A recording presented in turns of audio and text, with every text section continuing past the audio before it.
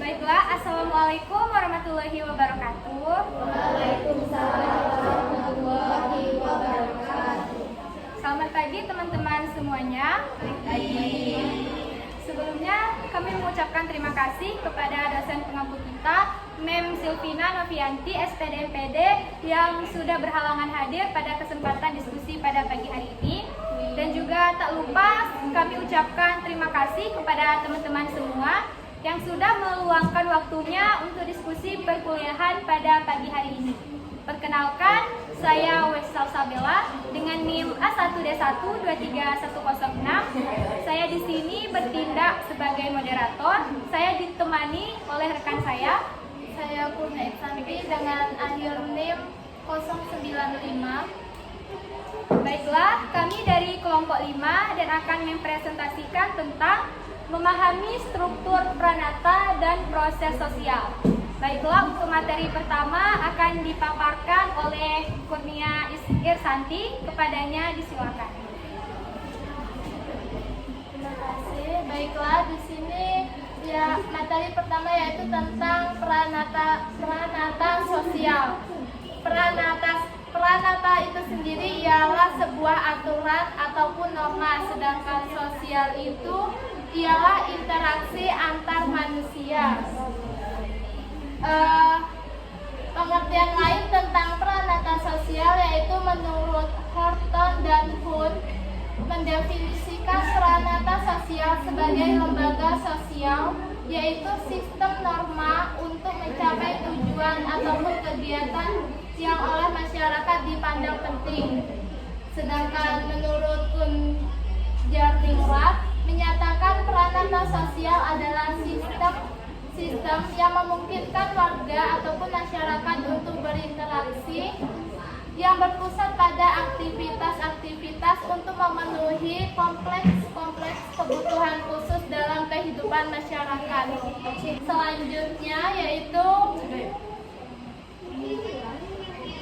tujuan dan fungsi pranata sosial.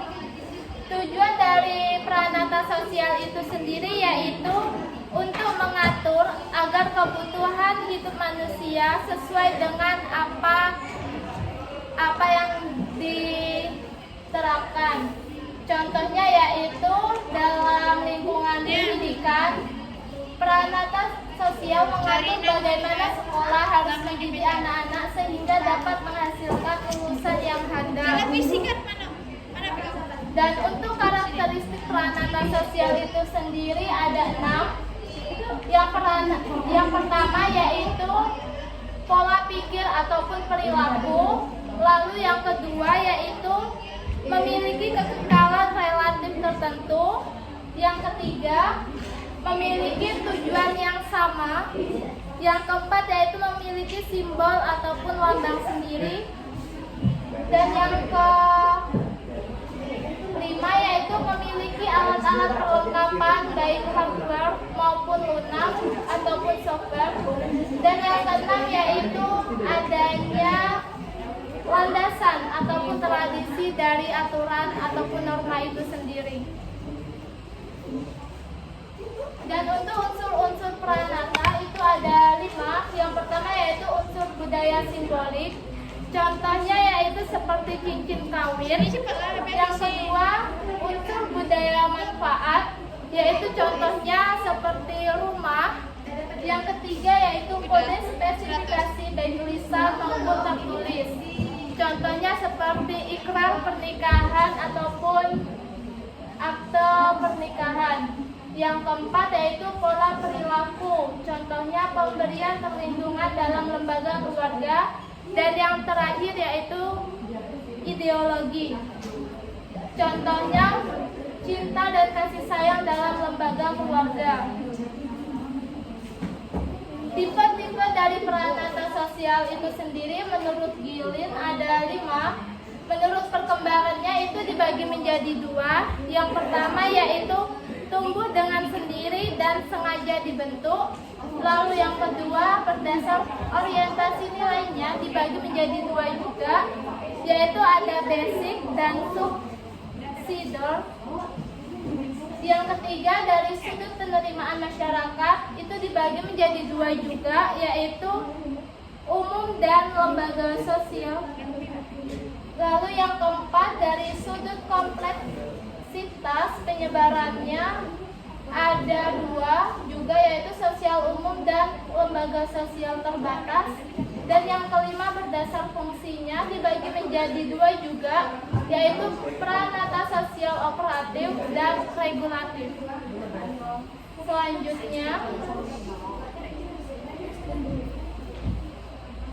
Selanjutnya konsep stratifikasi sosial akan dijelaskan oleh Resi.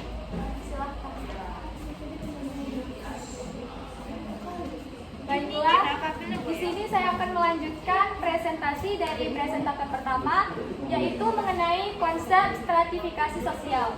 Secara umum, stratifikasi sosial dapat diartikan sebagai penggolongan masyarakat ke dalam kelas-kelas tertentu yang disusun secara bertingkat. Gejala penggolongan masyarakat ini yang bersifat hierarki vertikal, berakibat timbulnya kelas-kelas sosial, sehingga muncullah kelas-kelas sosial atas atau upper class, kelas sosial menengah atau middle class, dan kelas sosial bawah atau lower class. Stratifikasi sosial terjadi karena adanya sesuatu yang dihargai dalam masyarakat. Next. Selanjutnya ada karakteristik stratifikasi sosial. Secara lebih rinci, Syarbaini menyatakan bahwa terdapat 3 aspek yang merupakan karakteristik dari stratifikasi sosial ini. Yang pertama yaitu adanya perbedaan dalam kemampuan, adanya perbedaan dalam gaya hidup, dan adanya perbedaan dalam hak dan akses dalam memanfaatkan sumber daya. Next.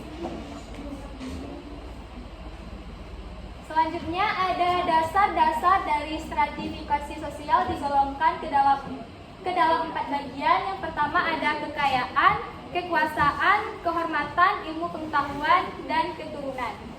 Next. Selanjutnya ada norma yang berlaku di masyarakat. Dari pengertian norma itu sendiri adalah aturan, standar, dan ukuran. Norma di dalam masyarakat ini terbagi menjadi 4. Yang pertama ada norma agama, adalah aturan-aturan hidup yang berupa perintah-perintah dan larangan-larangan yang oleh pemeluknya diyakini sebagai sumber dari Tuhan Yang Maha Esa.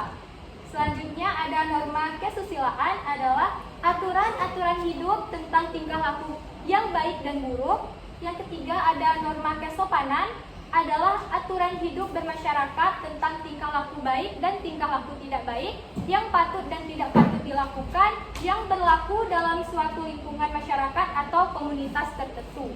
Selanjutnya yang keempat adalah norma hukum, yaitu aturan-aturan yang dibuat oleh lembaga negara yang berwenang, yang mengikat dan bersifat memaksa demi terwujudnya ketertiban di dalam masyarakat. Next. Yang terakhir ada sistem sosial budaya di Indonesia, di mana sistem sosial yaitu hubungan-hubungan yang berlangsung antar manusia dengan manusia, manusia dengan masyarakat maupun masyarakat dengan masyarakat yang hampir selalu atau bahkan selalu dalam kerangka suatu satuan atau organisasi. Sebagai satuan bersistem yang senantiasa berinteraksi, yakni interaksi sosial. Selanjutnya ada sistem budaya. Dalam sistem budaya yang kompleks, berlangsung saling hubungan antar unsur-unsur budaya.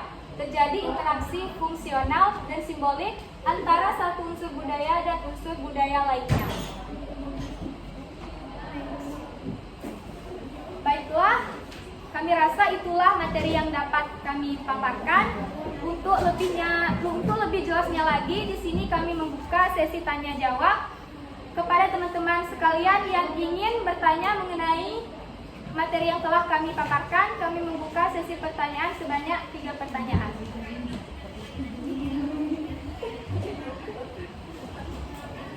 Oke, untuk pertanyaan pertama, hitungan dimulai dari 1, 2, 3. Baik, kepada Selsa, silakan. Baik, saya Selsa Juliana Putri dari akhir 117 ingin bertanya, apakah ada pranata sosial yang ditolak atau apakah ada pranata sosial yang ditolak atau tidak diterima oleh masyarakat.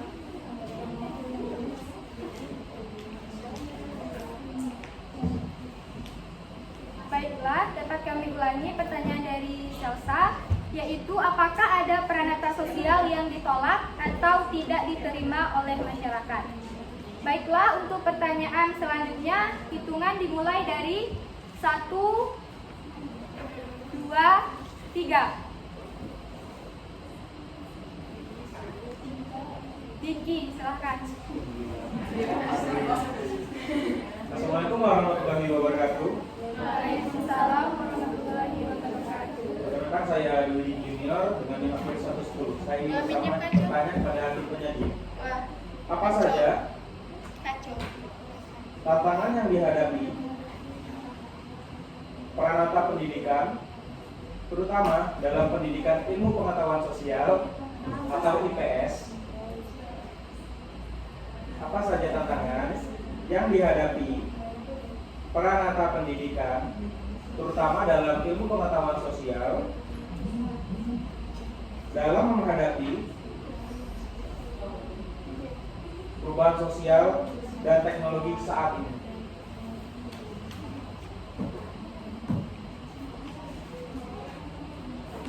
Baik, dapat kami ulangi pertanyaan dari saudari Diki.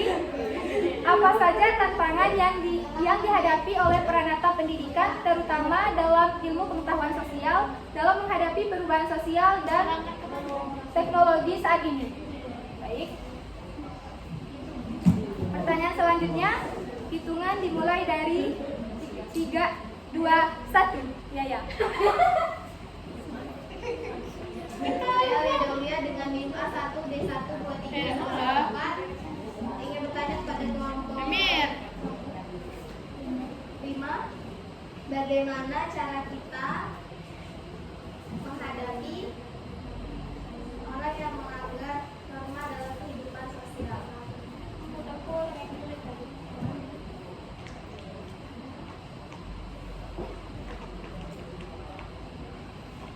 Baiklah, dapat kami ulangi pertanyaan dari Alia Daulia.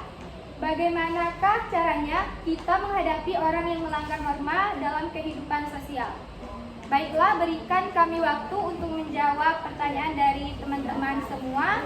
Untuk selanjutnya kami serahkan kepada kelompok sebelumnya untuk menjawab pertanyaan dari teman-teman. Baiklah, di sini kami dari kelompok 5 akan menjawab pertanyaan dari teman-teman sekalian. Baiklah, saya akan menjawab pertanyaan pertama, yaitu dari saudari Selsa dengan pertanyaan, apakah ada peranata sosial yang ditolak atau tidak diterima oleh masyarakat? Baik, jawaban kami adalah ada banyak peranata sosial yang pada waktu atau tempat mungkin ditolak atau diterima oleh masyarakat. Perubahan dalam peranata sosial seringkali terjadi seiring berjalannya waktu dan perubahan budaya. Beberapa contoh peranata sosial yang mungkin ditolak atau tidak diterima oleh masyarakat meliputi: yang pertama ada perubahan peran gender, di mana saat norma-norma mengenai peran gender berubah, beberapa orang mungkin menolak perubahan ini dan lebih memilih model tradisional peran gender. Yang kedua ada pernikahan sesama jenis. Pernikahan antara individu dari jenis kelamin yang sama adalah contoh peranata sosial yang telah menghadapi banyak perdebatan dan penolakan di beberapa masyarakat. Yang ketiga ada pengakuan identitas gender. Pengakuan dan penghargaan terhadap identitas gender non-biner atau transgender mungkin ditolak oleh sebagian masyarakat. Yang keempat yaitu penggunaan bahasa dan dialek, di mana dalam beberapa kasus penggunaan bahasa atau dialek tertentu mungkin ditolak atau dianggap sebagai rendah oleh kelompok lainnya. Yang kelima ada pengubahan nilai moral, di mana ketika nilai-nilai moral berubah, beberapa individu atau kelompok masyarakat mungkin menolak perubahan tersebut dan berpegang pada nilai-nilai tradisional dalam masyarakat. Yang keenam ada kepercayaan agama, di mana keyakinan keagamaan sering menjadi subjek ketegangan, terutama jika kepercayaan atau praktik agama tertentu tidak sejalan dengan nilai-nilai yang ada dalam mayoritas agama. Yang ketujuh ada perubahan sosial dan teknologi. Perkembangan teknologi dan perubahan dalam cara kita berinteraksi dan bekerja sama dapat ditolak oleh kelompok tertentu yang menolak perubahan ini. Yang terakhir ada pengakuan dan hak-hak masyarakat adat. Pengakuan hak-hak masyarakat adat dan pelestarian budaya mereka mungkin bertentangan dengan kepentingan ekonomi atau politik tertentu dan oleh karena itu ditolak. Toleransi terhadap perubahan dalam peranata sosial adalah bagian yang terpenting dalam perkembangan sosial budaya yang berkelanjutan. Meskipun beberapa orang atau kelompok mungkin menolak atau menentang perubahan ini. Penting untuk memahami perspektif beragam budaya yang ada dalam masyarakat. Mungkin itulah jawaban yang dapat kami berikan kepada Syelsa. Apakah teman-teman sekalian ada yang ingin menambahkan? Baik, kepada Saudari Mala, silakan. Baik, izin menambahkan pertanyaan mengenai apakah ada peranata sosial yang ditolak atau tidak diterima oleh masyarakat. Tentunya banyak peranata sosial yang mungkin ditolak atau tidak diterima oleh masyarakat, terutama dalam konteks yang berbeda di seluruh dunia. Contoh-contohnya yaitu mungkin ditolak karena sebagian masyarakat termasuk perkawinan sejenis, poligami, praktik-praktik keagamaan yang tidak umum, atau bahkan norma sosial yang berlaku dalam masyarakat tertentu. Penerimaan atau penolakan terhadap peranata sosial dapat sangat bervariasi tergantung pada nilai, budaya, agama, dan pandangan sosial masyarakat tertentu. Terkadang peranata sosial yang ditolak pada suatu waktu dapat berubah menjadi diterima seiring berjalannya waktu dan perubahan sosial.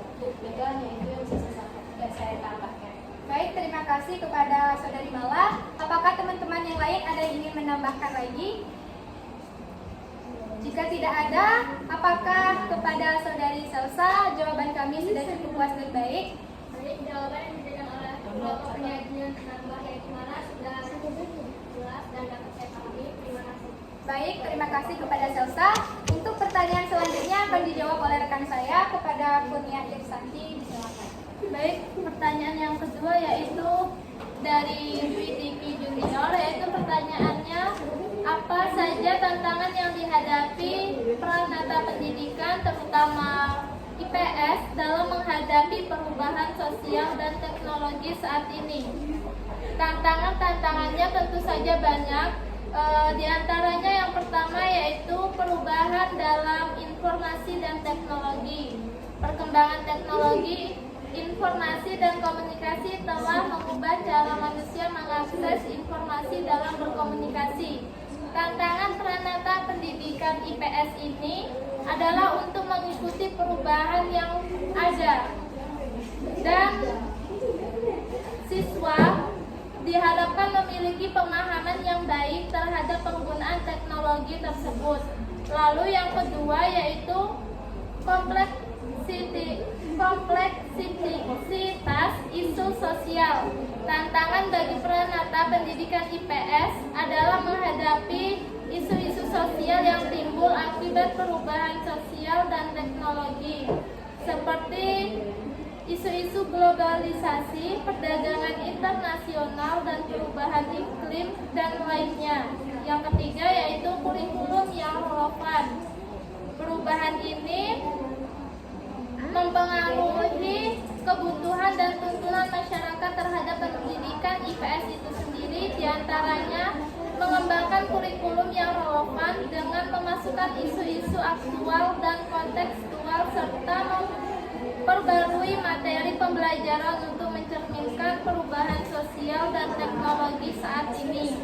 Dan teknologi ini memiliki tantangan bagi peranata pendidikan IPS, yaitu untuk memastikan akses yang adil dan setara terhadap pendidikan IPS, terutama dalam akses teknologi dan sumber daya yang diperlukan.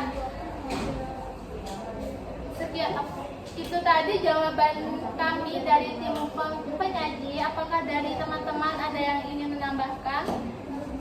Silakan kepada Nova Asri.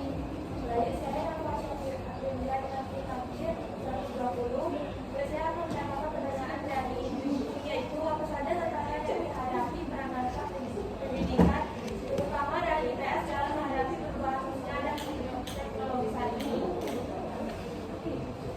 Peranata pendidikan termasuk dalam IPS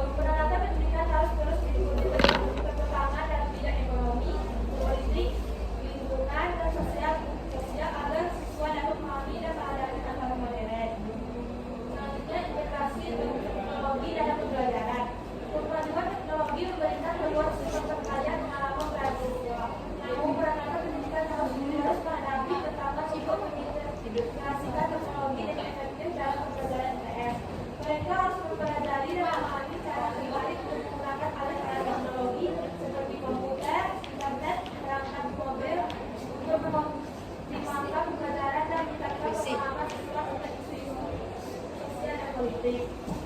Dan yang terakhir yaitu memperkuat relevasi dan daya saing lembaga IPS. Dan era yang didominasi oleh teknologi dan media menandakan pendidikan IPS perlu mencari untuk keberadaan IPS menjadi lebih relevan dan menarik intelektual. Dalam menghadapi tantangan ini, menandakan pendidikan IPS perlu terus mengembangkan diri, beradaptasi dengan baik. Itulah pendapat saya. Terima kasih kepada Nova atas tambahan jawabannya. Apakah dari teman-teman ada yang ingin menambahkan kembali? Disilahkan kepada Sumi. Saya izin menambahkan, saya orangnya ramah sekali dengan lahir 038, yaitu dari pertanyaan Diki, apa saja tantangan yang dihadapi peranata pendidikan, terutama dalam ilmu pengetahuan sosial dalam menghadapi perubahan sosial dan teknologi saat ini. Yang pertama, yaitu meningkatnya akses berbagi dengan menggunakan melalui internet dan media sosial. Peranata pendidikan kali dia bekerja lebih keras untuk membantu siswa memahami dan menilai informasi yang mereka dapatkan. Selanjutnya yaitu penguatan cakupan pengetahuan, yaitu ilmu pengetahuan sosial meliputi berbagai topik dan peranata. Dan peranata perlu memastikan bahwa siswa memahami dan mengembangkan keterampilan yang dibutuhkan untuk membuat keputusan dan mencegah salah dalam berbagai konteks sosial dan politik. Baiklah, terima kasih kepada semuanya. Apakah teman-teman ada yang ingin menambahkan kembali? Jika tidak ada, dikembalikan kepada Diki. Apakah sudah cukup jawaban dari kami dan penambah lainnya?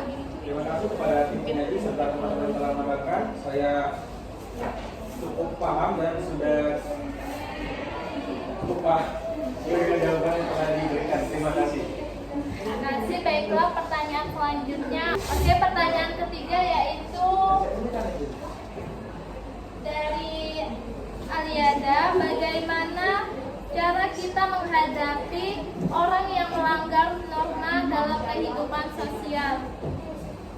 Caranya yaitu yang pertama, kita dapat berbicara secara perlahan-lahan terhadap orang yang bersangkutan langsung, yaitu dengan memberikan saran terhadap sopan santun mengenai norma yang dilanggarnya dan dampak pada masyarakat atas pelanggaran yang telah ia lakukan. Lalu yang kedua, memberikan contoh kepada orang yang bersangkutan tersebut,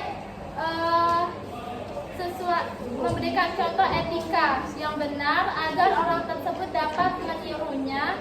Lalu yang ketiga yaitu menggunakan sosial media sehingga orang tersebut mampu memahami atas norma-norma yang telah ia langgar dan apapun dampaknya setelah dia melanggar norma tersebut. Sekian jawaban dari tim penyaji. Apakah ada teman-teman yang ingin menambahkan? Disilahkan kepada. Baiklah, saya mahasiswa dengan atensi 092 menambahkan pertanyaan yaitu bagaimana cara menghadapi orang yang melanggar norma.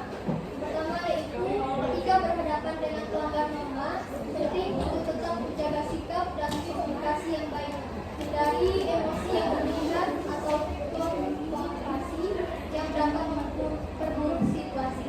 Yang kedua yaitu jika memungkinkan, ajak orang tersebut berbicara secara pribadi dan tenang. Sampaikan dengan jelas bahwa tindakan atau perilakunya melanggar norma sosial dan berikan penjelasan mengapa hal tersebut tidak dapat diterima.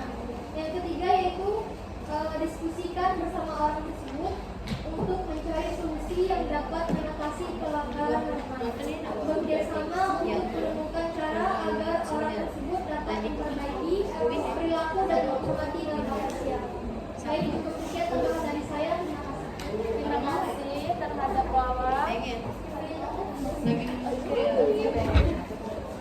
Baik, saya dari penyaji izin menambahkan sedikit mengenai pertanyaan bagaimana cara kita menghadapi orang yang melanggar norma dalam kehidupan sosial. Yang pertama ada dengan berkomunikasi yang secara terbuka. Cobalah berbicara dengan orang tersebut secara terbuka dan tidak memihak. Selanjutnya, yang kedua, gunakan pendekatan yang tegas namun hormat. Kita bisa mengungkapkan ketidaksetujuan ataupun perilaku mereka dengan tegas, tetapi tetap menjaga rasa hormat. Selanjutnya, ajak mereka untuk berbicara. Dengarkan alasan dibalik perilaku mereka. Terkadang orang mungkin memiliki latar belakang atau kebutuhan yang membuat mereka melanggar norma. Selanjutnya, jangan berperilaku kasar atau agresif, di mana dalam menghadapi orang dengan agresivitas atau marah dapat memperburuk situasi dan membuatnya sulit diselesaikan. Penting untuk diingatkan bahwa pendekatan yang tepat dapat berbeda tergantung pada situasi dan perilaku yang terlibat. Yang terbaik adalah memperlakukan orang yang melanggar norma dengan rasa hormat dan mencoba mencapai pemahaman mereka bersama jika memungkinkan.